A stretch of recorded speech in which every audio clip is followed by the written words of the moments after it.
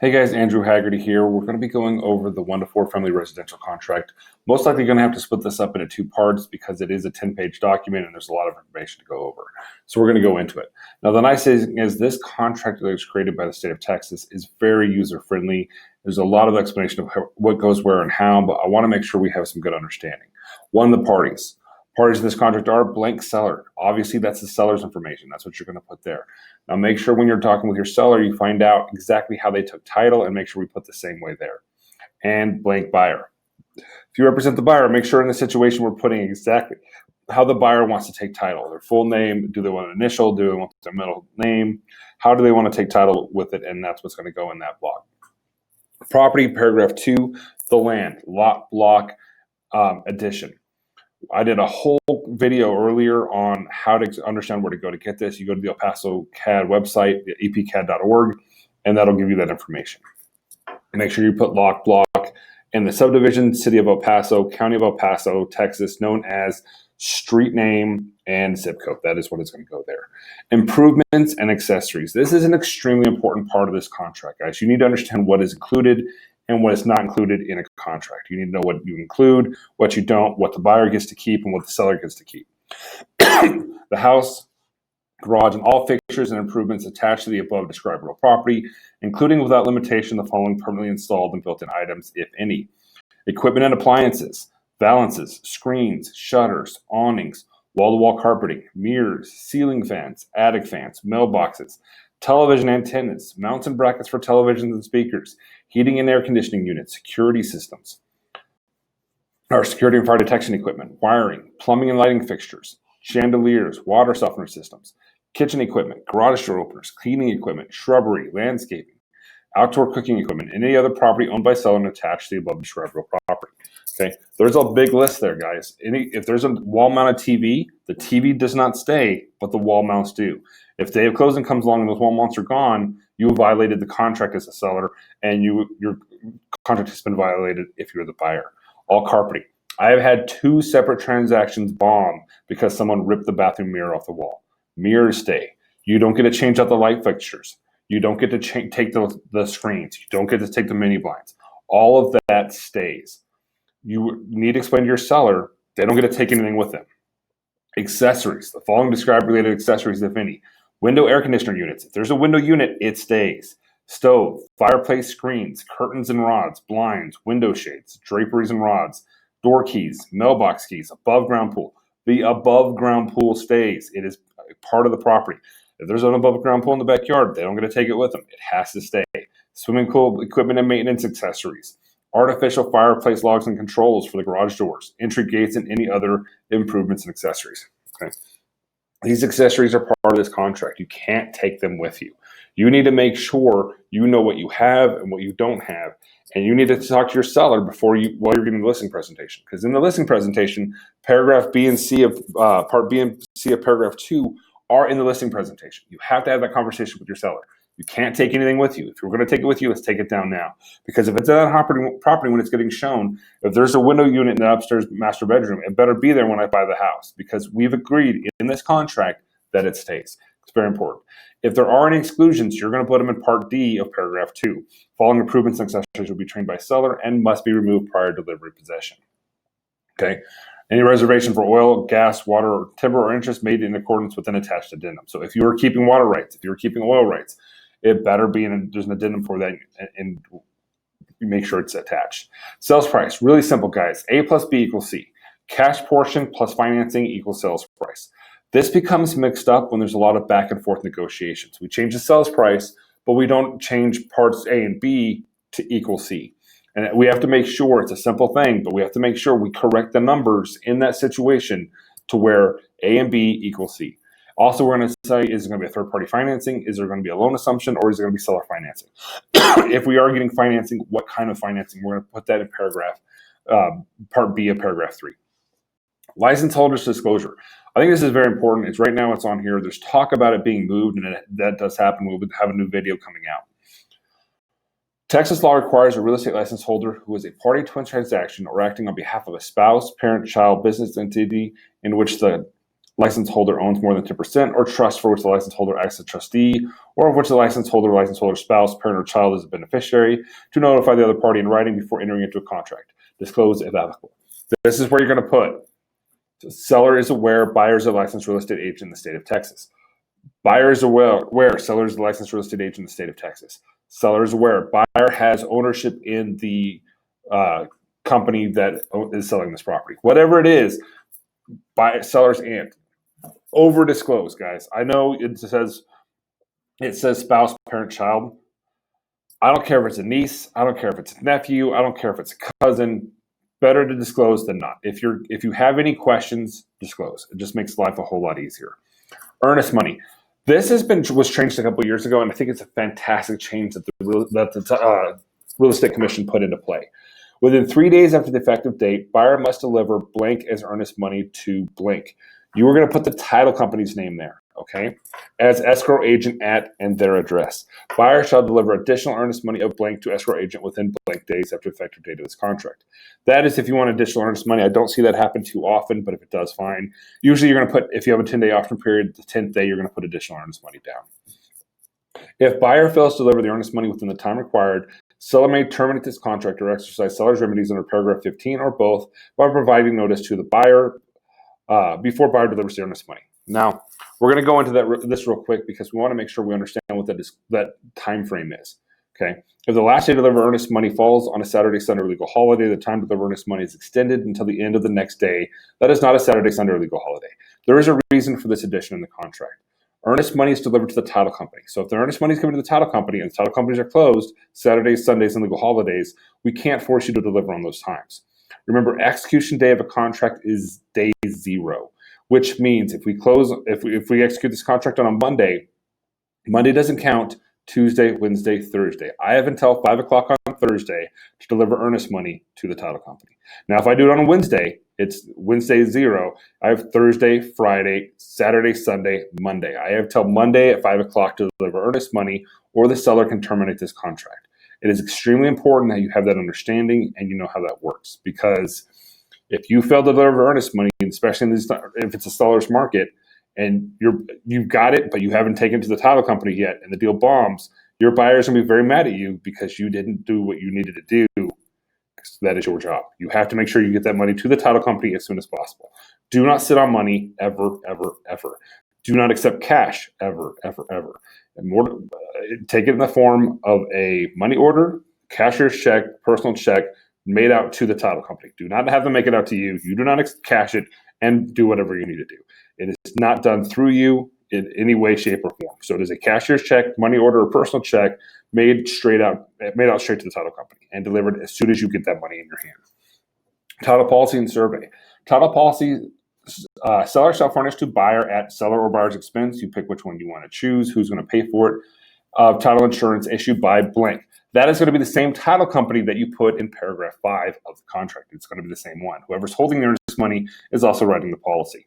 In the amount of the sales price stated at or after closing, insuring buyer against loss under the provisions of title policy subject to the promulgated exclusions, including existing building and zoning ordinances and the following exceptions.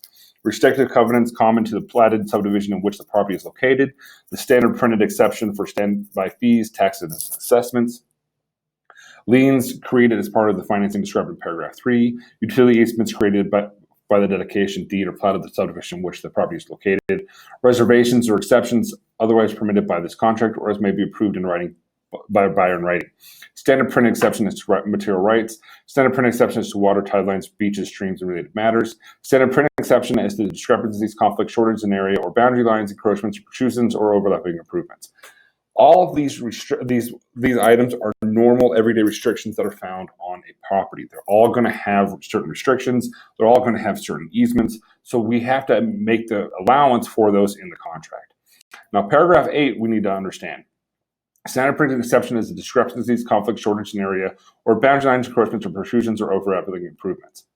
Will not be held or amended or deleted from the policy, or will be amended shortages in area at the expense of buyer or seller. What this is just an additional survey coverage that will be paid for, depending on which box you mark, by the buyer or seller.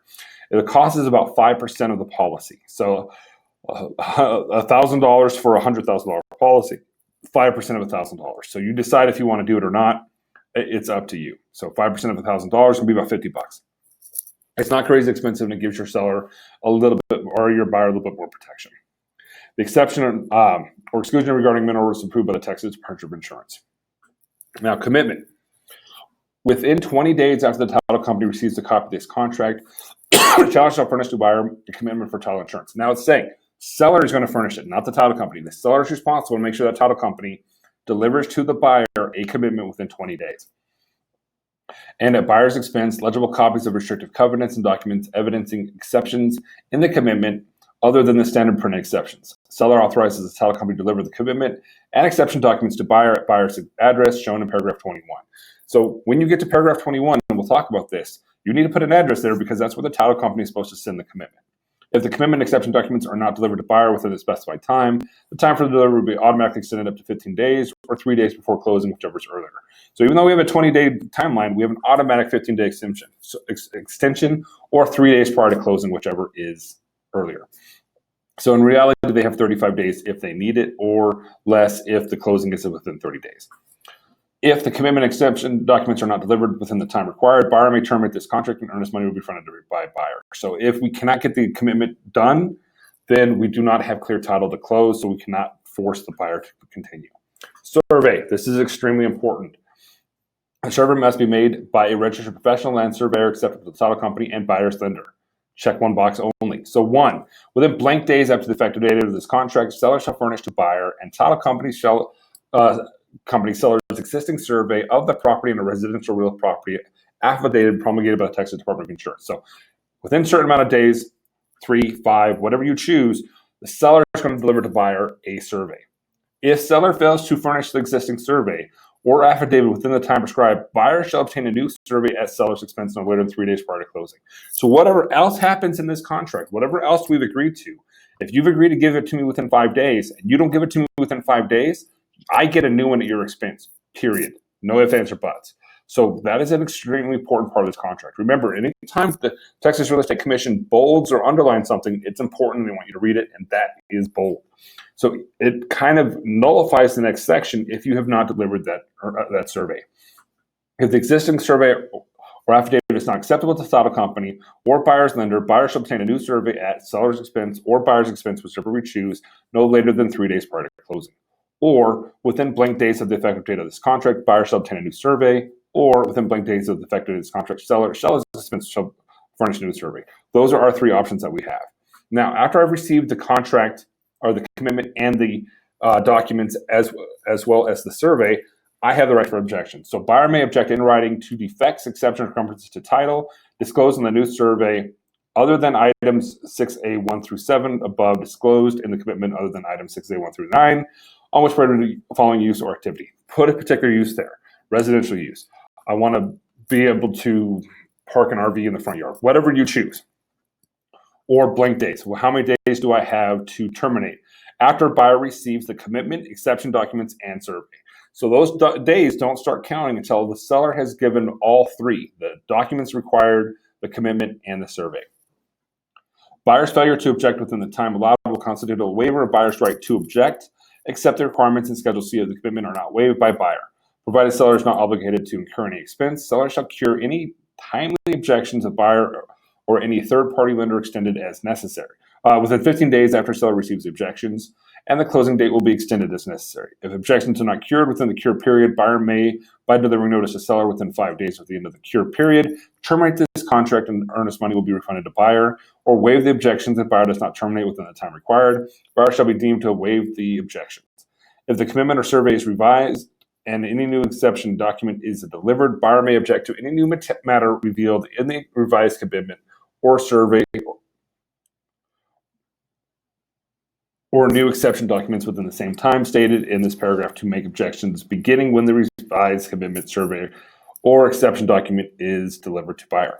In English, what does this mean? You give it to me. I object to something. I tell you in writing I object. You have 15 days to fix it. I either accept it, reject it, or we move on.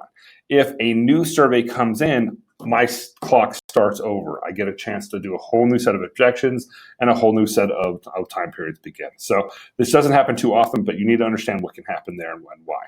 Now, we as real estate agents are required by law to give certain notices. And one of those is the notice for title. Okay. This is fulfilling our obligation as a real estate professional. Abstract or title policy: broker advises buyer to have an abstract or title covering the property examined by an attorney of buyer selection, or buyer should be furnished with or obtain a title policy. If a title policy is furnished, the commitment should be promptly reviewed by an attorney of buyer's choice due to the time limitations on buyer's right to object. That is just our notice to buyer, making sure we've fulfilled our obligations to do what we need to do. Now, if this is in a mandatory homeowners association, we have to disclose that to the client. So part 2 of paragraph E, membership in property owners association: the property is or is not subject to mandatory membership in a property owners association. If the property is subject to a mandatory membership of a property owners association, seller notifies buyer under subsection 5.012 of the Texas Property Code that as a purchaser of the property in the residential community identified in paragraph 2A, in which the property is located, you are obligated to be a member of the Property Owners Association. Restrictive covenants governing the use and occupancy of the property and all dedicatory instruments governing the establishment, maintenance, and operation of this residential community have been or will be recorded in the real property records of the county in which the property is located, and copies of the restrictive covenants and dedicatory instruments may be obtained from the county clerk. Now, again, we've talked about the importance of bold. Now, this is bolded and underlined. You are obligated to pay assessments to the Property Owners Association. The amount of the assessments is subject to change. Your failure to pay the assessments could result in enforcement of the association's lien and foreclosure of the property. You can lose your entire property for a $200 non-payment lien of your homeowners association dues. It is very important that you make sure you understand those have to be paid. You have to pay them. We are disclosing that to you very clearly in this contract. If you buy a property that is part of a homeowners association that you are mandatorily obligated to join, you have to pay those fees. Section 207.003 of the Property Code entitles an owner to receive copies of any document that governs the establishment, maintenance, or operation of a subdivision, including but not limited to restrictions, bylaws, rules, and regulations, and a resale certificate from a property owners association. A resale certificate contains information including but not limited to statements specifying the amount and frequency of regular assessments and the style and cause number of lawsuits to which the property owners association is a party, other than lawsuits relating to unpaid ad valorem taxes of an individual member of the association. These documents must be made available to you by the Property Owners Association or the association's agent on your request. Again, bolded. If buyer is concerned about these matters, the TREC promulgated addendum for properties subject to mandatory membership in a Property Owners Association should be used. Statutory tax districts. If the property is situated in a utility or other statutory created district providing water, sewer, drainage, or flood control facilities and services, Chapter 49 requires seller to deliver and buyer to sign the statutory notice relating to tax rate, bond indebtedness, or standby fees. So if this property is within a tax district, you have to disclose it and let them know what the fees are going to be. Tidewater is not a huge deal in El Paso, Texas, but if the property butts a tidal influence waters of the state, subsection 33.135 of the Texas Natural Resource Code requires notice regarding coastal area property to be included in the contract. Annexation. If this property is outside the city limits, it has the opportunity to be annexed by the city and may now have to have city requirements and ordinances. The property is located outside the limits of the municipality. Seller notifies in the extraterritorial jurisdiction of a municipality and may now or later be subject to annexation by a municipality. What we're saying is, even though it's not part of the city now, it may become later, so you can't get mad at me and sue me if the city takes it over in a future time. Property located in a certified service area of a utility service provider. Notice required by subsection 13.257 of the Water Code that real property described in paragraph 2 you're about to purchase may be located in a certified water or sewer service area, which is authorized by law to provide water or sewer services to properties in the certified area. Not all homes in El Paso County get their water or sewage from the city of El Paso's water. There are multiple water companies, and if it is outside of the city of El Paso's water, we have to let you know who's going to do it and how much the costs are going to be. Public Improvement District. If the property is in a public improvement district, subsection 5.014 of the property code requires seller to notify buyer as follows. As a purchaser of this parcel of real property, you are obligated to pay an assessment to a municipality or county for any improvement project undertaken by a public improvement district under Chapter 372 of Local Government Code.